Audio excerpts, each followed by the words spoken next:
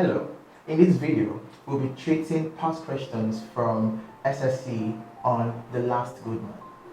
The first question is, why did Isobel describe Sam as the last good man?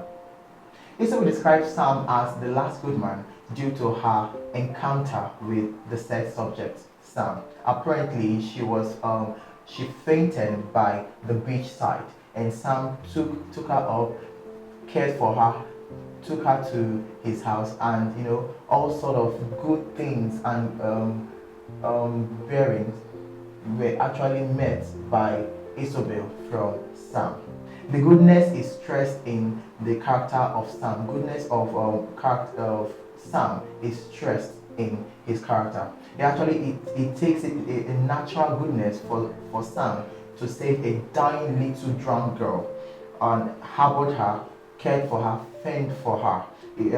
Isobel actually notices all these things about Sam and describes him as the last good man. No thoughts for personal gain. He does all these things as the natural goodness of his heart.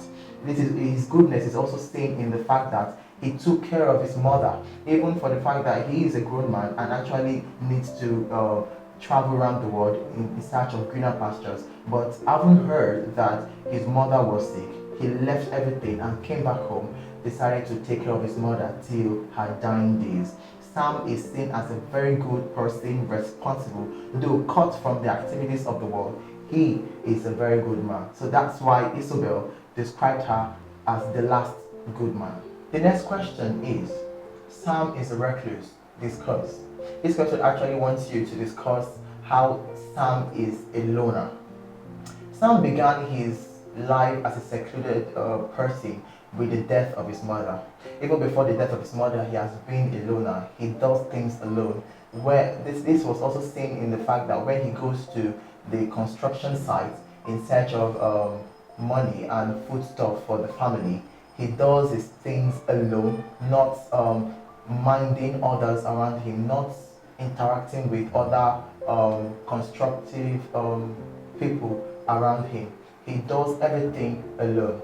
We also learn that he goes about his work quietly and alone.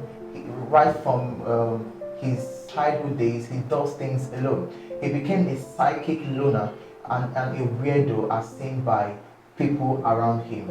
Cut off from the human companionship, he also developed uncanny relations with inanimate objects around him, even animals. Even the food he puts in his mouth, he developed such relationship with them. As a result, there is no other person he relates with.